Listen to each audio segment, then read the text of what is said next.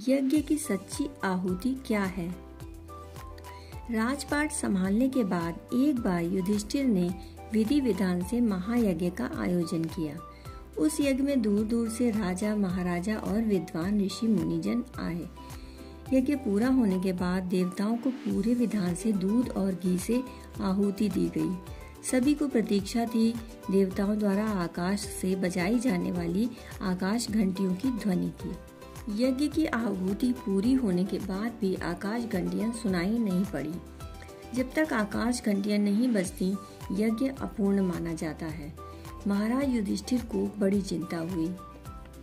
वह सोचने लगे कि आखिर यज्ञ में कौन सी कमी रह गई कि आकाश घंटियां सुनाई नहीं पड़ी। उन्होंने भगवान कृष्ण से अपनी समस्या बताई। श्री कृष्ण ने कहा, महाराज ऐसा लगता है कि इस यज्ञ में संभवतः कोई आत्मा तृप्त नहीं हुई, इसीलिए देवों ने आपके लिए आकाश घंटियों में स्वर नहीं किया। यह सुनकर युधिष्ठिर की चिंता और बढ़ गई। मेरे आयोजन में ऐसी कमी भी रह गई कि यहाँ कोई अतृप्त ही रह गया। यह तो सचमुच बड़ा ही अपराध है। श्री कृष्ण उनकी चिंता भांप गए। उन्होंने कहा कि आप चक्रवर्ती सम्राट हैं। आपको यह सोचने की आवश्यकता नहीं कि आपके यज्ञ में पधारा कोई व्यक्ति अतृप्त रह गया। आप एक राजा की दृष्टि से इसे देखने का प्रयास करें तो निदान निकलेगा। भगवान की बात सुनकर युधिष्ठिर की उलझन और बढ़ गई। उन्होंने पूछा, भगवान, क्या मैं राजा के रूप में अपने कर्मों का पूरा निर्वाह नहीं कर रहा हूँ? यह तो और भी बड़ा अन्याय है। भगवान मुस्कुराए, आप श्रेष्ठ राजा हैं, धर्मराज हैं। धर्म आपके संरक्षण में सबसे ज्यादा समर्थवान है।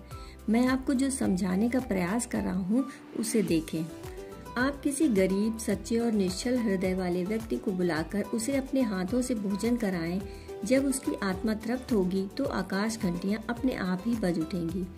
युधिष्ठिर बोले, प्रभु आप ही ऐसे किसी व्यक्ति का पता बताएं।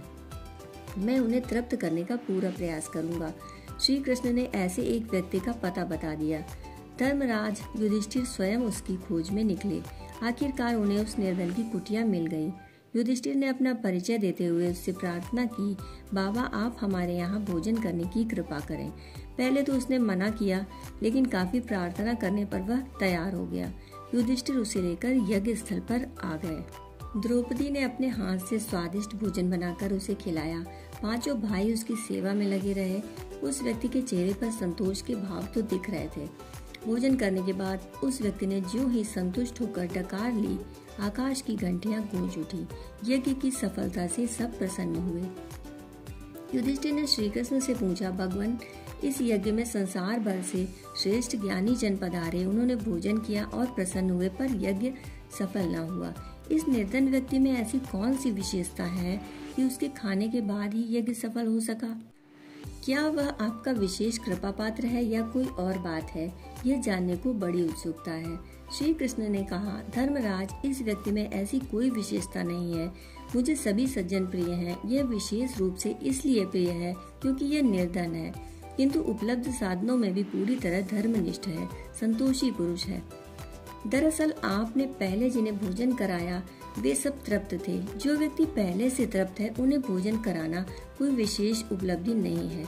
जो लोग अतृप्त हैं, जिन्हें सचमुच भोजन की जरूरत है, उन्हें खिलाने से उनकी आत्मा को जो संतोष मिलता है वही सबसे बड़ा यज्ञ है, वही सच्ची आहुति है। आपने जब एक अतृप्त व्यक्ति को भोजन कराया तभी देवता प्रसन्न हुए और सफलता की सूचक घंटियां बज गईं। संसार में जो दीनहीन, निर्धन, बीमार और संकट में फंसे व्यक्ति की सहायता को आगे आता है, वह व्यक्ति मुझे विशेष रूप से प्रिय हो जाता है। मेरे इस अवतार का अर्थ ही यही है। भगवान बोले, जहाँ भी कोई मेरी सहायता के लिए सच्चे मन से पुकारता है, मैं वहाँ किसी न किसी रूप में अवश्य ही आता हूँ। कोई बड़ा निमित्त बनाता हूँ। वह व्यक्ति मेरा भक्त है, आपकी प्रजा है। यहाँ असंख्य लोग भोजन ग्रहण कर रहे थे, आवश्यकता से अधिक खा रहे थे, दान ले रहे थे, किंतु वह भूखा था। मैं संतुष्ट कैसे होता? उस व्यक्ति को भोजन कराकर आपने मुझे भोग लगाया है। इसी कारण आकाश घंटियां बज उठी। छोटी सी कथा है, पर इसे बहुत ध्यान से समझने की जरूरत है।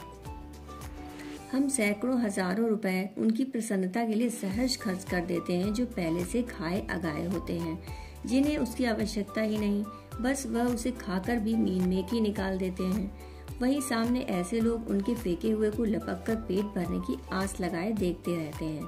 भगवान को तो प्रसन्नता तब होती है जब आप उसकी सेवा कर रहे होते हैं, जो अपने कर्मों का दंड भोग रहा होता है।